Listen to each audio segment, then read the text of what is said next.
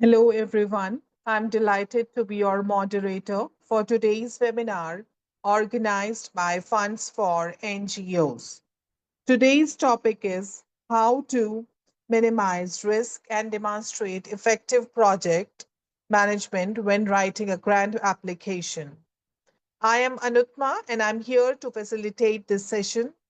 First of all, I want to thank each one of you for taking out time from your busy schedules. This webinar will run for 60 minutes, which includes a 45 minutes of presentation, followed by a 15 minutes of Q&A session. If you have any questions, please use the Q&A option on your webinar screen to post your questions, and we will respond to them during the Q&A session. Let's begin with webinar's objective. Webinar first objective is to understand the importance of having a risk assessment matrix when developing a project, to learn how to develop a risk assessment matrix and assess different levels of risk, gain greater understanding of managing risk during a project, have greater clarity on the different components that should be covered in a risk assessment. Be more confident in knowing what is expected if a risk assessment is required in a grant application. Please note that the webinar is being recorded and the recording will be made available in the video section of Funds for NGOs premium website. Now allow me to introduce today's trainer, Cheryl Hooper. Cheryl is an experienced development consultant and CEO of an international charity. She is an expert trainer and has provided training and capacity building to support international NGOs for more than 20 years. Cheryl has a BA honors degree in sociology and a master's degree in international cooperation and humanitarian aid.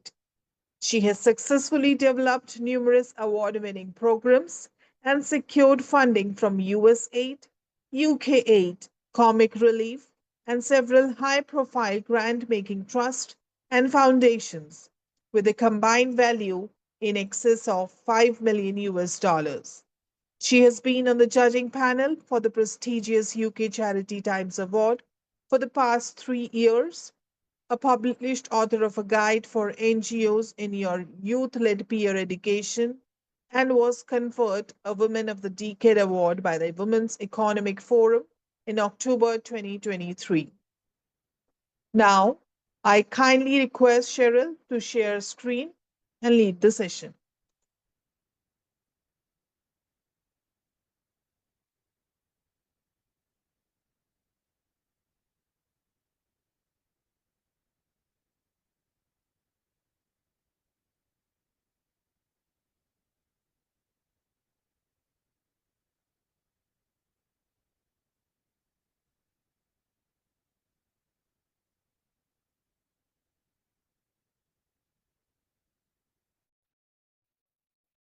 Hello, and a very warm welcome to everybody. Thank you so much for participating today. When we apply for funding to implement a project, all donors want reassurance that the project has been properly thought through and that the grant will be spent appropriately with mitigations in place to reduce the risk of fraud or misappropriation of funds. And we need to convince the donor that the proposed project will successfully meet its objectives and planned outcomes. So when we develop a new project, we should consider the risks that might prevent the project from succeeding and think through ways that we can reduce risk by putting in place appropriate strategies that can be implemented and should something unexpected occur. So remember that when we write a proposal for a grant, we are entering a contractual agreement with the donor on the basis that you will deliver what you promise. And of course, if for any reason that doesn't happen, then the NGO would be obliged to return the funding. Therefore, minimising risks when designing a project is essential.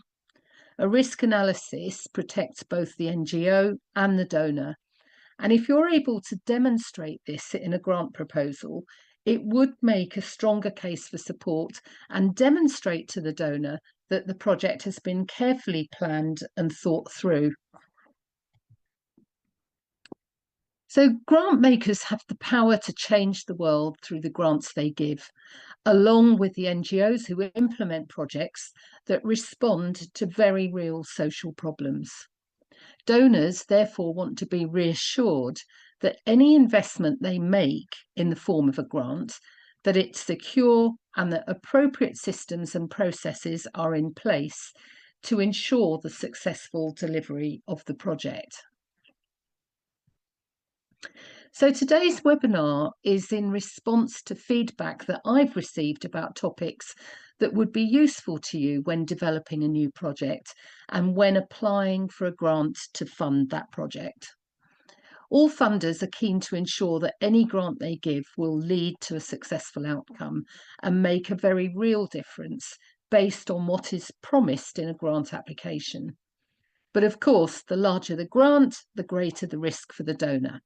And so the more we can reassure a donor that a project has been thoughtfully planned and that risks that could affect the success of a project have been thought through with mitigations in place, the more trust we can build with that donor and reassure the donor that we're able to deliver the project.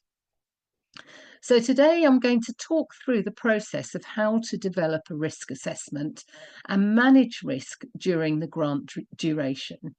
So I hope that you will be able to understand the importance of having a risk assessment matrix when you develop a project, learn how to develop the matrix and assess different levels of risk.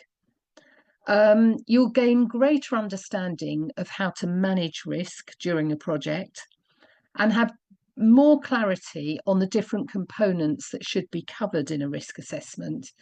And you should be more confident in knowing what's expected in a risk assessment if you are required to produce one in a grant application.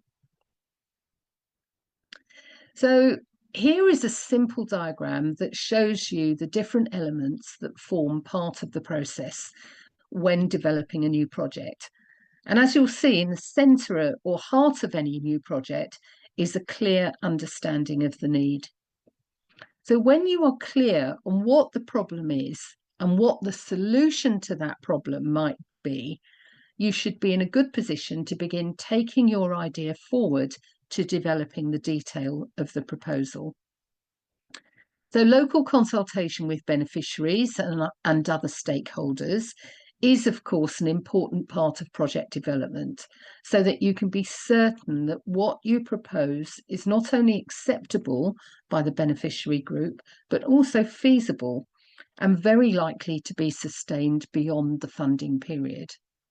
So after the consultation period, when developing the detail and logistics of the implementation, the next stage is to assess any risks that might affect the success of the project and put in place various mitigations to minimise them.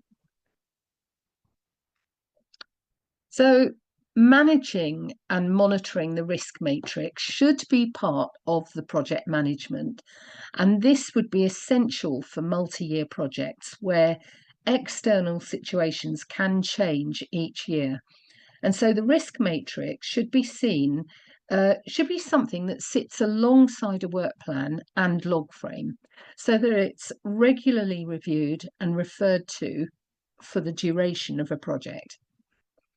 So good project managers should be clear on the project goals and the planned outcomes. And then a work plan should have activities and clear timelines for those activities, key milestones and expected deliverables within the allocated time frame.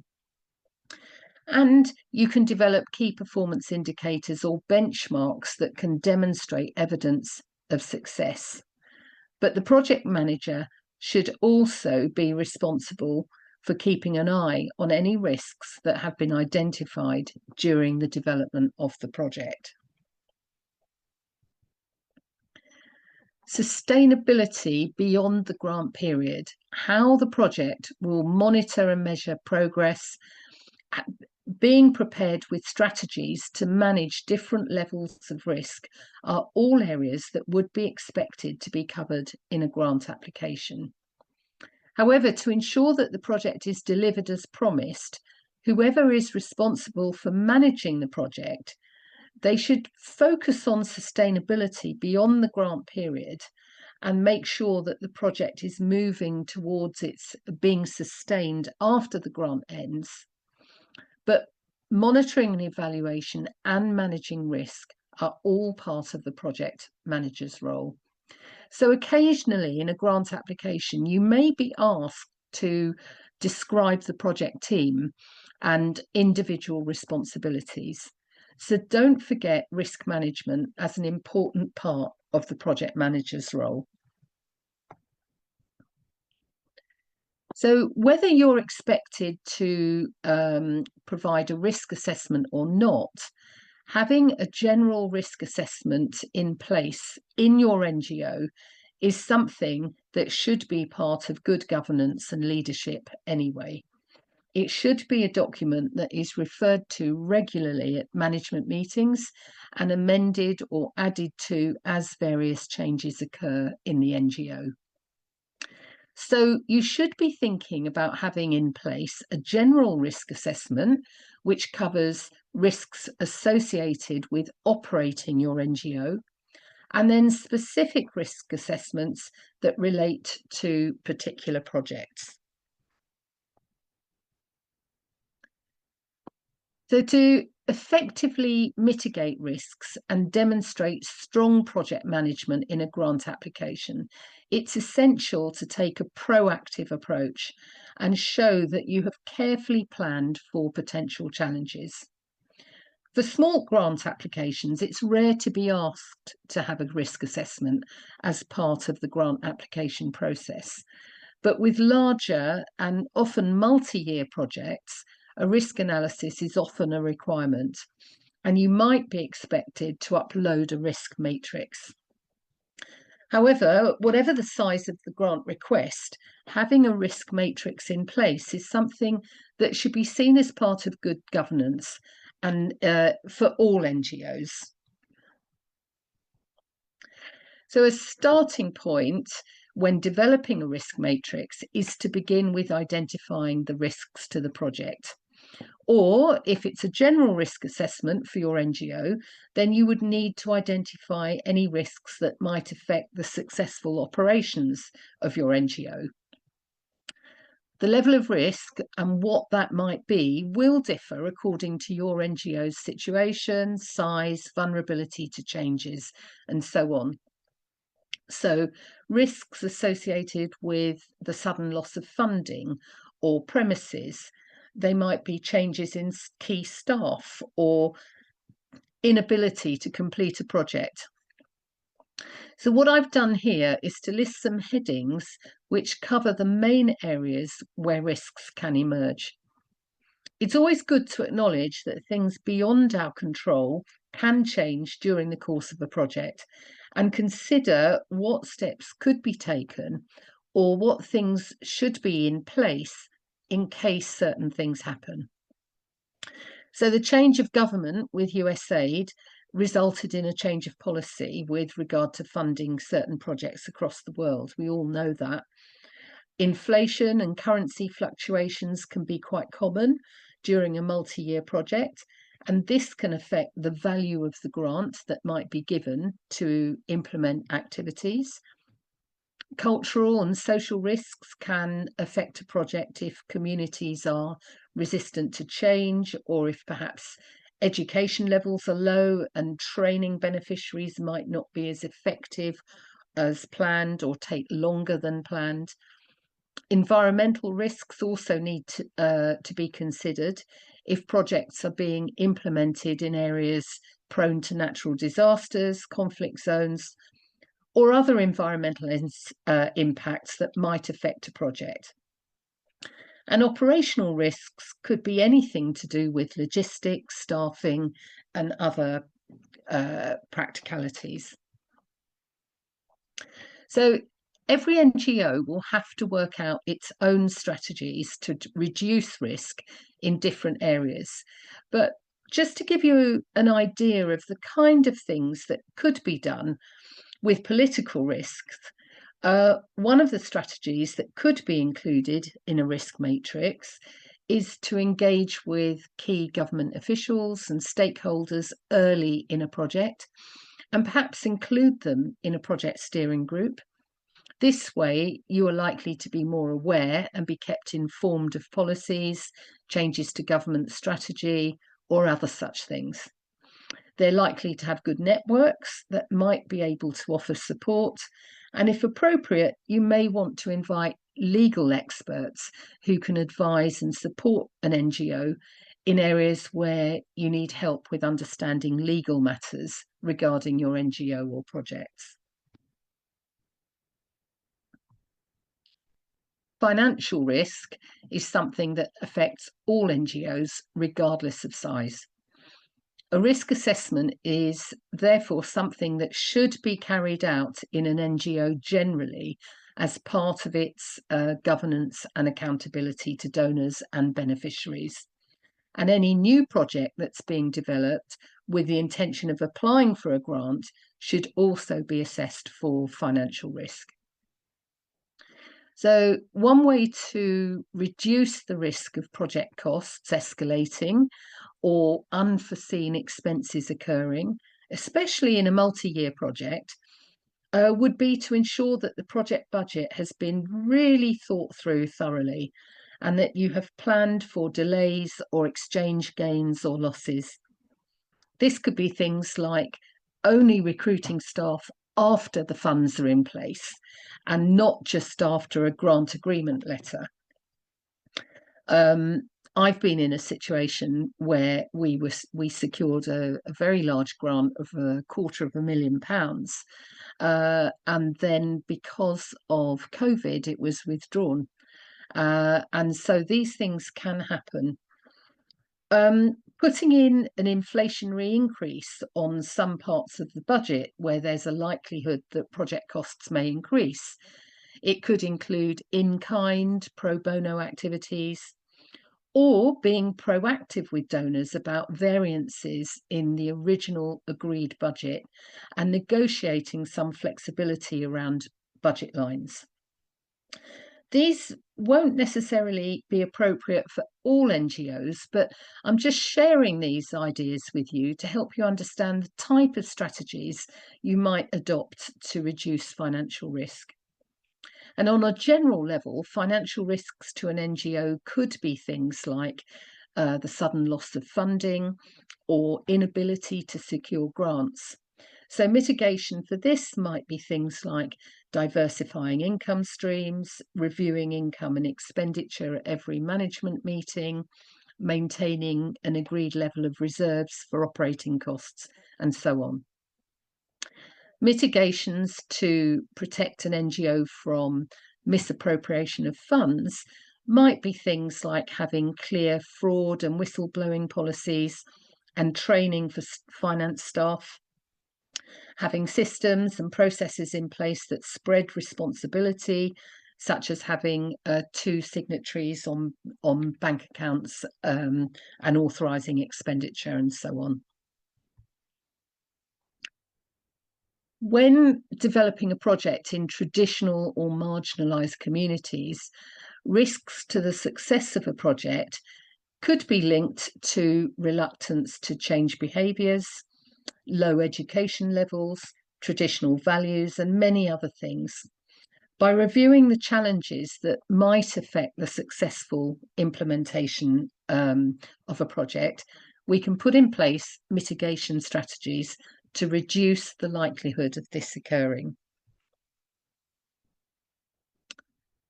And nowadays, all funders are interested in the environmental impact of projects that their funding will be used for.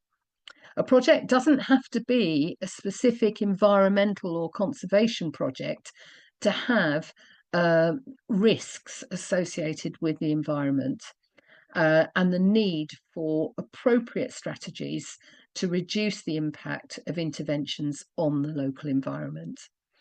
So this could be things like recycling materials or using recycled materials where possible, considerations that take into account the type of activities being carried out and how these can be sustained without impacting the local area, and educating beneficiaries about respecting the environment and putting in place measures to reduce waste, for example. So these are just some examples. It's not an exhaustive list. So many multi-year projects can have several strands to the implementation, with several activities being carried out at the same time in different locations. It's not surprising then that operational challenges can occur on a number of different levels. So when developing a new project, it's always useful to work out what risks there are to the operational aspects of the project, and then develop strategies to mitigate those risks. So when you've identified the different risks to a project and the strategies and actions that need to be in place to reduce the likelihood of those risks, the next step is to go back to each area of risk and assess its likelihood and impact on the project and your NGO. So in effect, what you're doing is prioritising the risk in order of the likelihood of something happening, but also assessing, should it occur, then the level of impact this may have on your NGO. For example, if under the financial risk section, you've identified a potential risk as the sudden loss of funding for a multi-year project, but you think the likelihood of this happening is low because you've secured the grants to cover the entire project. But if this were to occur, then the impact of that on your NGO would be substantial. Therefore, because the impact would be great, it would be necessary to develop detailed mitigation strategies for this, even though it's unlikely. So the type of mitigations to put in place here would be things like diversifying your income streams so that you're not overly reliant on the grant, putting in place ways to sustain the project should funding stop, and developing local links with key stakeholders and influencers who might be able to support should funding stop for any particular reason.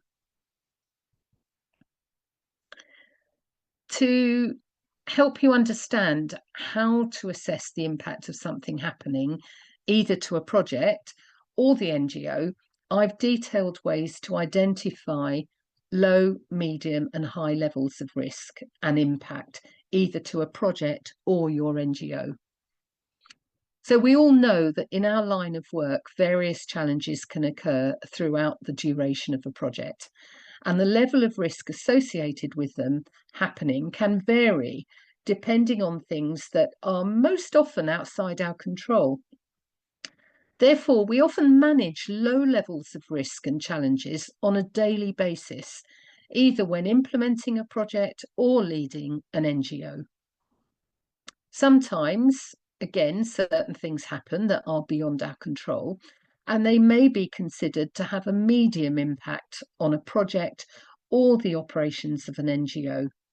And in many cases, we can manage that impact. Things that might have a medium or noticeable impact on a project or the operations of an NGO could be a key member of staff leaving. And whilst this may cause some disruption, it's possible to continue and manage the situation until it's resolved. But when a challenge is encountered and the impact of that challenge is high, with significant consequences to the project or an NGO's operations or reputation, then this is where a risk analysis and mitigations can alleviate possible damage to the NGO or your project. An example would be negligence on an NGO's part with regard to health and safety, resulting in an accident or death, fraud and misappropriation of funds, reputational risk where a spokesperson puts forward damaging opinions, and so on. Developing a risk matrix, start with the different headings I gave earlier.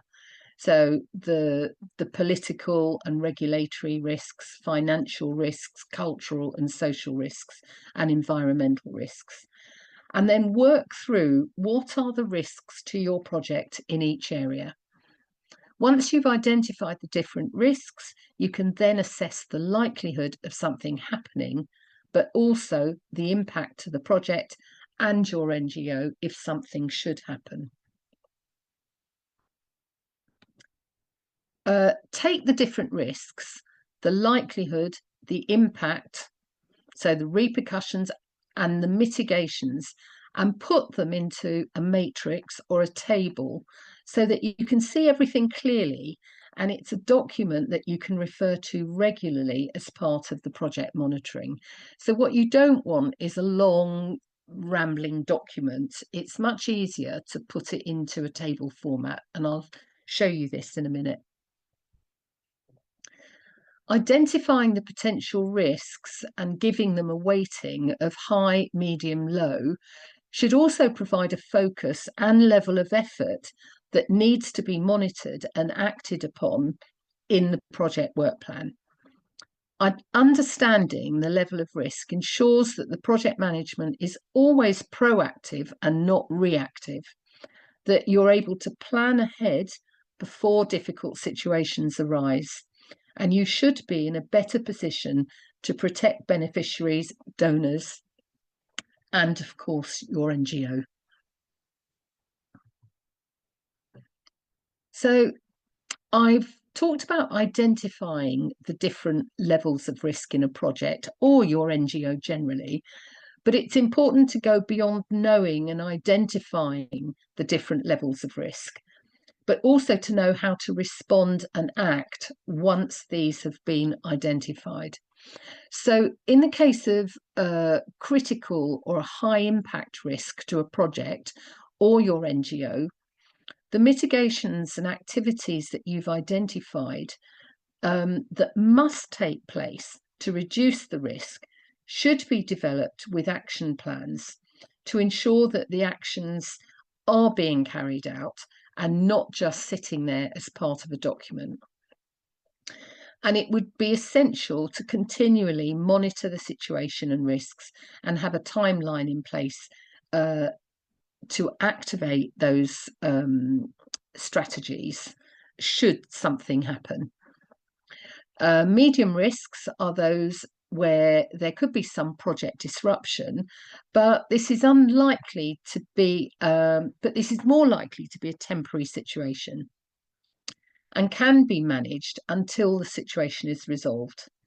And then with low risks, as said earlier, these might just happen on a daily basis or in small ways for the duration of the project.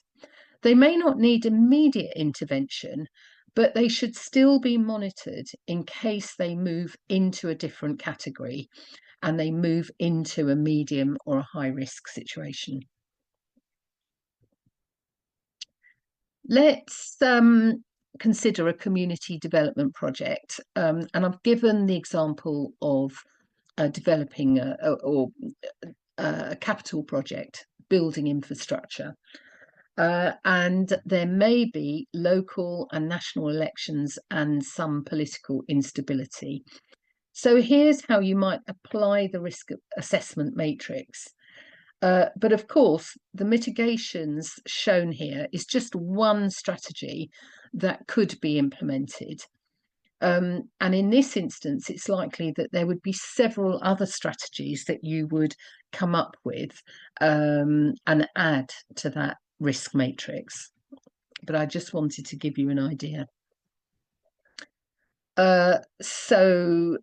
Looking at operational risks, as an example, what we've seen is we have put this in as a high risk, but the impact might be considered as medium, because whilst delays to construction may occur and it's likely to disrupt the overall success of the project, it's not going to stop the project completely.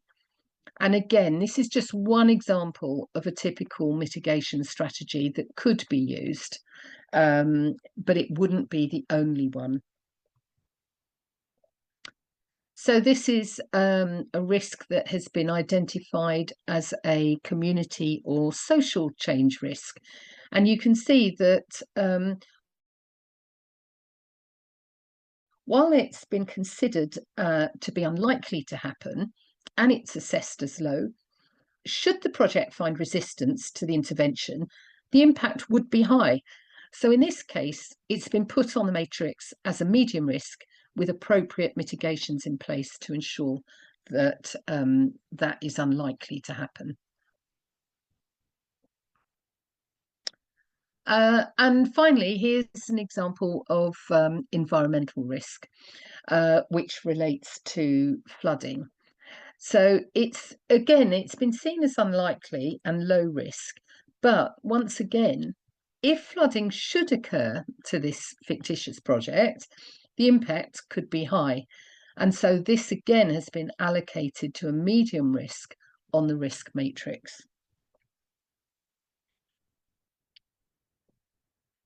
So there's no set way to set out a risk matrix for a project or a general one for your NGO. But here is a framework that I've used and something that you could adapt if you wanted to and use it for your own NGO or project. I've just put in some general examples of the type of risk identified, which many NGOs will face. So you'll see that in the first column. So you've got a sudden loss of a major grant, exchange rate fluctuations, health emergency or civil disorder. So the second column identifies the likelihood of the situation happening. And then the third column shows the impact on the NGO or project should it happen. For the purposes of this webinar, I've only provided a few brief examples and mitigations. But of course, in a real risk matrix, you would have more detail and strategies around the mitigations. But I've done this just to give you an idea of how you might develop a risk matrix from scratch. Also, in a more detailed matrix, you should have subheadings like the ones I identified earlier, such as political and social risks, financial risks, environmental risks, and so on. And then fill in the matrix with the assessment of the likelihood, impact, repercussions, and mitigations for each area.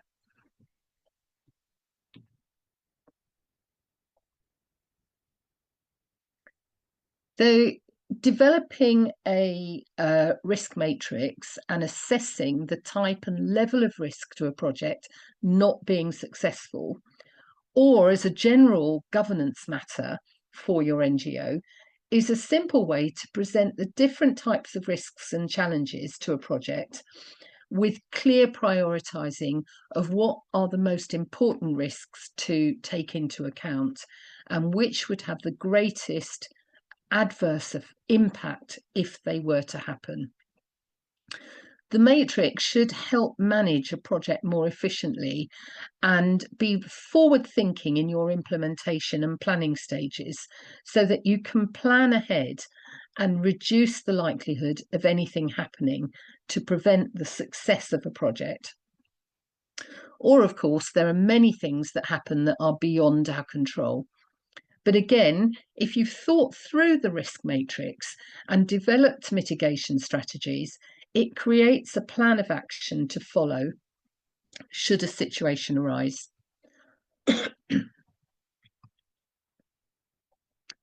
It's good practice to work through a risk assessment matrix for any project you're planning, regardless of whether it's a requirement of a grant application or not. By using a risk matrix as a planning tool in the early stages of developing a project, you'll find that the project logistics, the work plan, timeline, and various other things are easier to develop, and overall it will help you to write a more convincing case for support. So this brings me to the end of this webinar about how to develop a risk matrix and manage risk during a project. I hope that you found it helpful, and I'm very happy to take any questions that you may have as a result of it. Thanks so much for participating today. I really value your feedback, so that I can provide the right content for you that would be most useful for you to help you with your work. So thank you very much. I'm happy to take questions.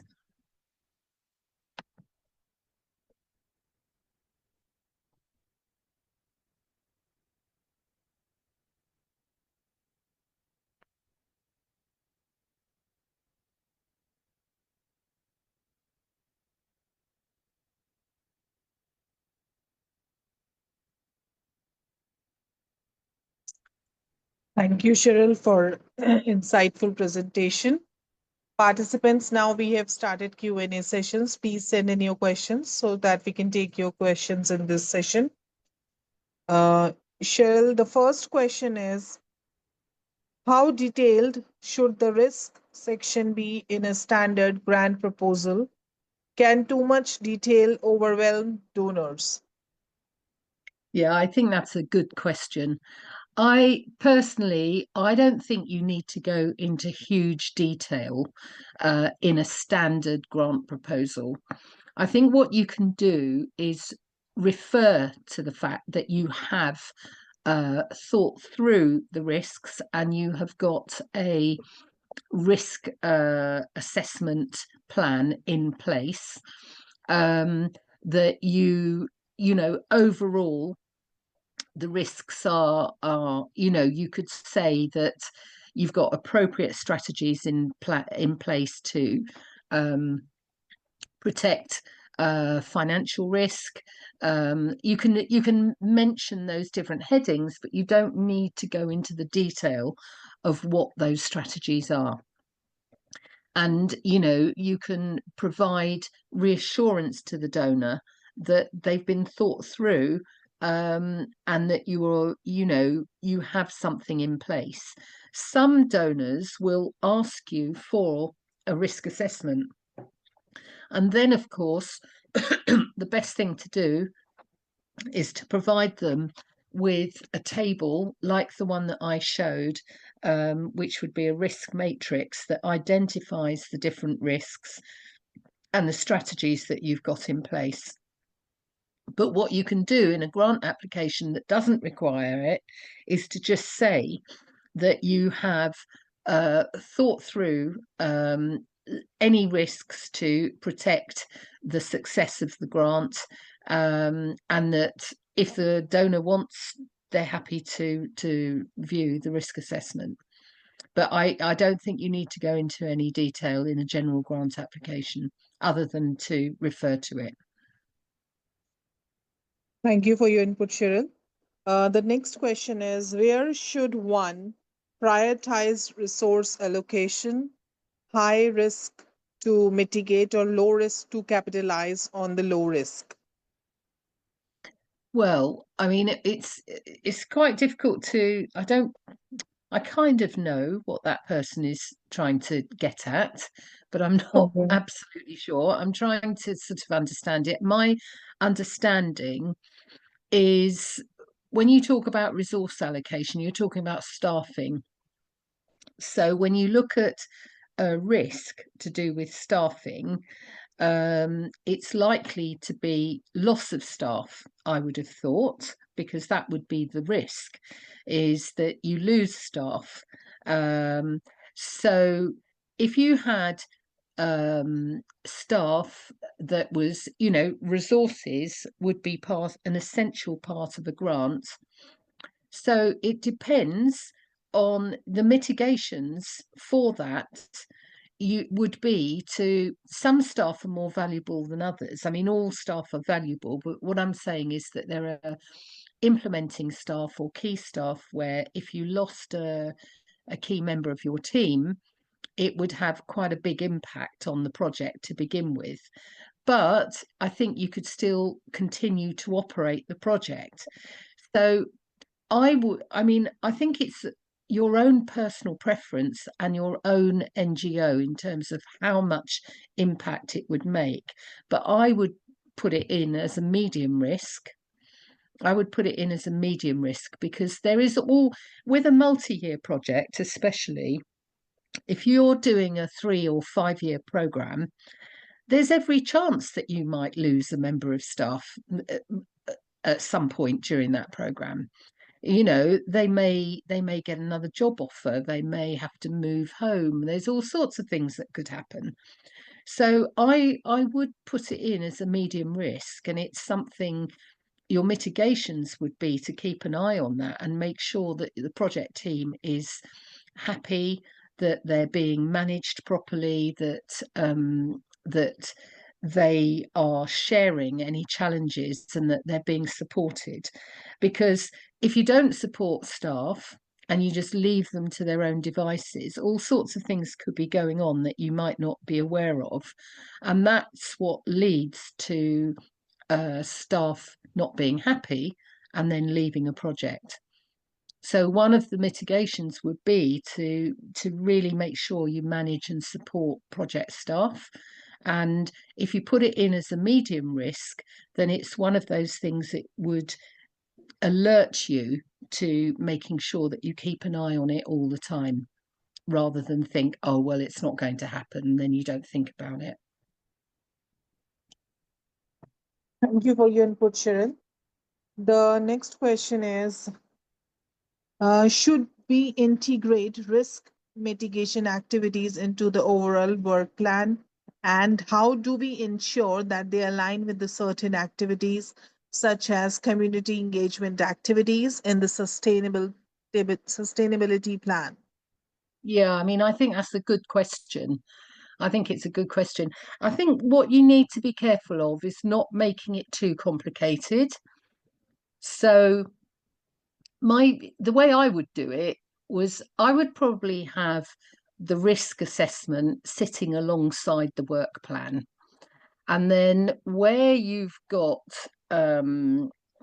like I said, medium and high risk situations that have been identified, for example, community engagement, you might want to include certain things in the work plan. So say, for example, you're working in a community, but you really need to get local community leaders or local chiefs on board with your project. And they're not giving you all their support. So you know that it's really important to keep them on board. So it would be prudent to put something in that work plan, which would be things like, oh, I don't know, additional meetings with local chiefs, or inviting them to be part of your steering committee, you know, that kind of thing. You know, you would be the best people to know the best way to deal with that situation. So what I would do is I try and keep it simple. Have the risk assessment, identify the risks, and anything that you feel really needs to be kept close and you need to monitor it, or the risk is quite high or medium, then it probably is a good idea to put in a couple of activities into that work plan so that you're managing that risk all the time. So I hope that answers your question. Uh, Yes, Cheryl, thank you for your input. The next question is, can an NGO get more creative, making the risk matrix more visualized and precise, reducing overclouded document? Yeah, I mean, I think it's up to you. As I said, there's no set way to present a risk assessment, but I just gave you an example of one that something that I use, where I've just tried to use a very simple table, which identifies the risk, and then the next column is the likelihood of that risk, in terms of low, medium, high, and then the impact of that on the project and the NGO, and again low, medium, high, and then what would that impact look like? So if it did happen, what would happen in terms of the NGO and the project, and then the mitigations and strategies in place. So many years ago, I worked for a global volunteering organisation, and there was huge risk involved with volunteers. And the number of incidents that occurred in different parts of the world were, and again, it doesn't matter how much preparation you give volunteers when they're out in the field, there's only so much you can do. And if they make a decision, even though they've been told not to do something, and it results in a situation, it can be critical. And so this is why having a simple way to look at a risk matrix is the best way. So it's up to you how you present that risk matrix and what to do. But I would just say, for me personally, just a simple table works best for me. I mean, you may want to use colours, and colour code it, or, that kind of thing. You might want to put in levels of risk based on numbers. So from 1 to 5, this kind of thing. So there's different ways you can do it, but I've just tried to keep it as simple as possible so that it's a working document. Thank you for your input, Cheryl. The next question is it okay for you to introduce other activities that were not included in your proposal work plan to mitigate the risk? I think so. Yeah.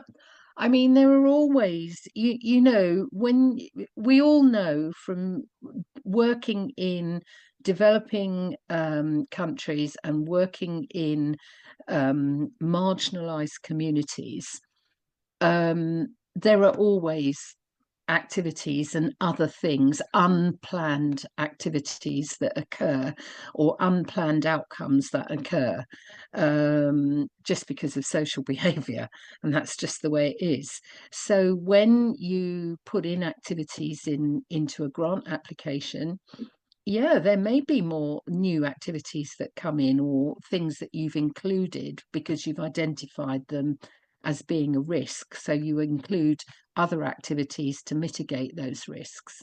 But what you need to do is, if that's affecting the budget, so if it's costing more money, and you're not able to manage the grants in the way that you wanted to, or the way that you promised, then you probably need to inform the donor about that.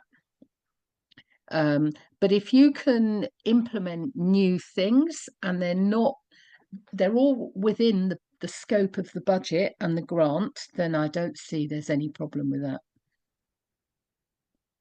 All right. Thank you for your input, Cheryl. The next question is, what are the most common risk-related mistakes NGOs make in their proposals? I mean, I think that's a good point. It's a very good question. I mean, obviously, it really depends on the project.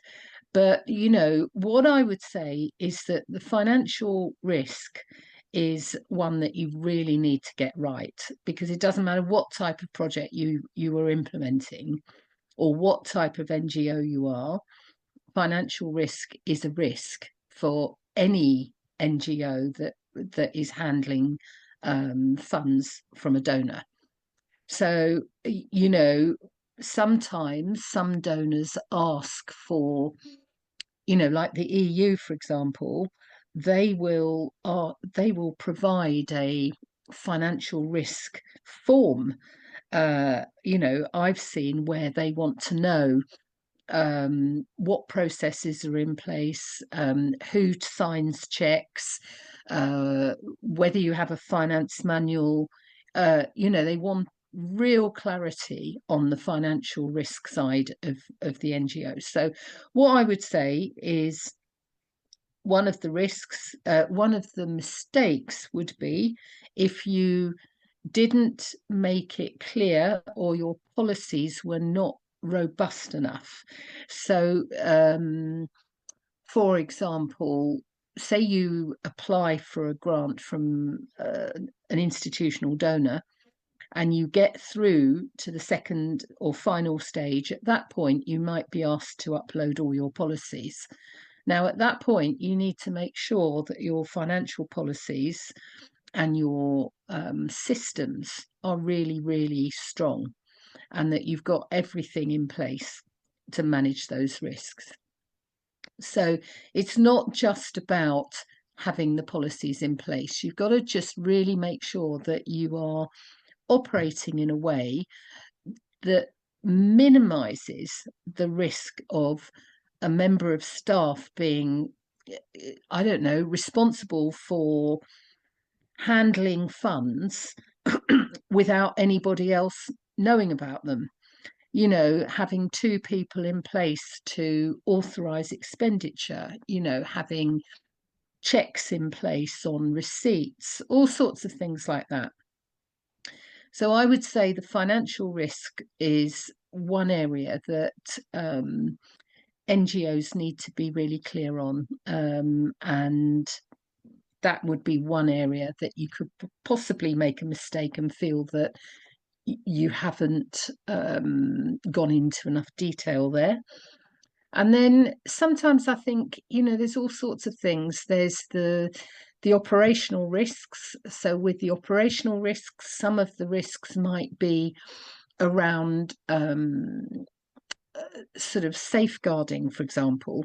So if you're dealing with vulnerable communities, when you're developing a project, to make sure that you are protecting the beneficiaries in that project, and to make sure that you're reducing the risk of anything untoward happening to those beneficiaries.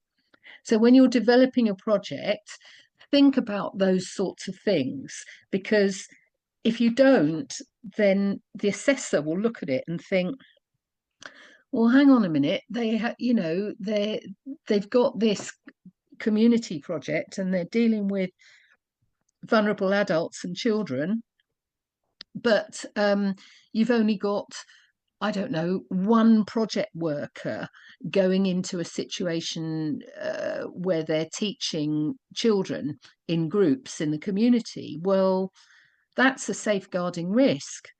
So when you develop that project, you might think, actually, it's not right to have one person going into communities and dealing with vulnerable children on their own. We need two. And we need things in place that, should a situation occur, we know how to respond to it.